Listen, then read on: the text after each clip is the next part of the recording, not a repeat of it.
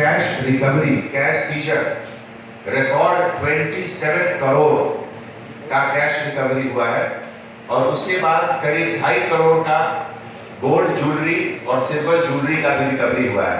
तो ये 29 करोड़ से ज्यादा का रिकवरी कंपेयर टू 2014 में उस समय इलेक्शन में केवल 12 लाख रुपए का रिकवरी हुआ था।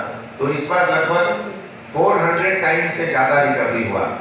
आप लोगों को मालूम है हैदराबाद सिटी पुलिस में सभी सब इंस्पेक्टर ऑफिसर्स के ऊपर एंड अबव सबके पास इलेक्ट्रॉनिक पैड है जिसमें कि on the spot registration of पेटी केस का फैसिलिटी है।